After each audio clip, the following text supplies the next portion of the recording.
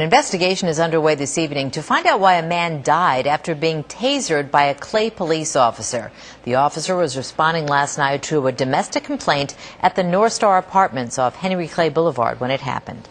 Now, Christopher Jackson was being checked over by paramedics after being tasered when he went into cardiac arrest. The 37-year-old man was rushed to the hospital where he was pronounced dead. Our Jeff Kulikowski has been following this story and is live at the Norstar Apartments in Clay. Jeff. Good evening, Rod and Carrie. Certainly a much quieter scene right now than it was late last night, but there are a lot of people who are going to want to know exactly what went on inside Apartment D here at the Norstar Apartments. They say, Clay Police anyway, the commissioner who I talked to today, says that Jackson was yelling and he was acting very aggressively towards his officer when he had to take action. Now, Jackson, who I'm told was out of his apartment when police arrived, had run back in there while the Clay officer was trying to talk with a witness. Clay's police commissioner says his officer tried to calm Jackson down, but he says Jackson kept yelling and then started at the officer. The commissioner, Owen Honors, says after Jackson, who was not armed at the time, ignored warnings, the officer used the taser on him.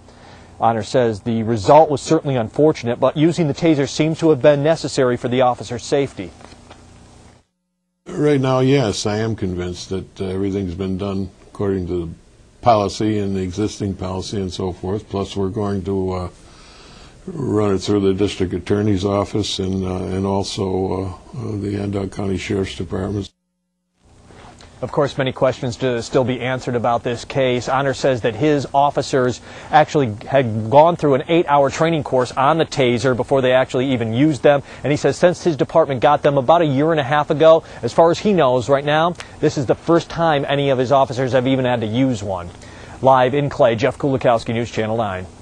All right, Jeff, thanks. Now, the district attorney's office says it is conducting its own independent investigation and will present the facts to a grand jury when it's all finished.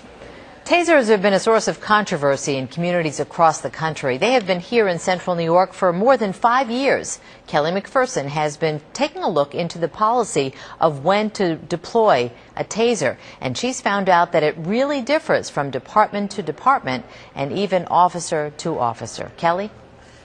Well, Carrie, there are 5 police agencies with tasers, and some of them do not want to share their policies with us because of today's story. However, the city of Oswego shared exactly what goes into the training for its officers. You've probably seen the immediate effect of a taser. But how does it get to this point? The Oswego police explain the usual taser training required to get one of these weapons. A lot of it depends on officers' common sense. It boils down to whatever the minimum amount of force necessary to effect the arrest or to control an uncooperative or combative subject is going to be. That's what they should use. Officers take 6 hours of training before getting the taser on their belt. They're taught to pull out the taser at any time when pepper spray would also make sense. Taser, taser.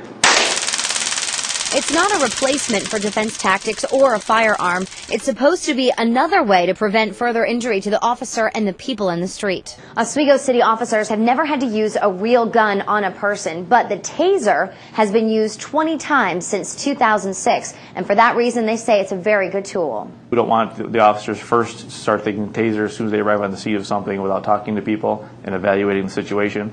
But once the officers have done that and determined what the level of force necessary is, they can certainly resort to the taser to accomplish their goals. In this department, officers have used the 50,000 volts on people who are under the influence of drugs or alcohol or who are emotionally unstable.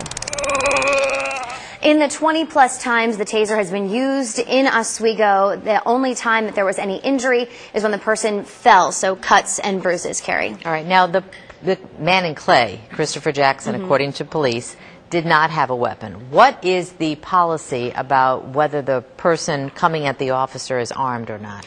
Well, according to the folks in Oswego, they say that it's really a case-by-case basis. But since this person did not have a weapon, they say it made sense to use the taser because if he had had a weapon, it would make more sense to use the gun. Yeah. Right. And another scenario is if there's another officer or not. If there is not another officer present, they say it's better to use a real gun, a firearm, because then if a taser fails, you don't have a backup person to help you. So again, they say it's very much so a case-by-case basis. All right, and the investigation is just beginning into this incident in Clay. Kelly, thank you.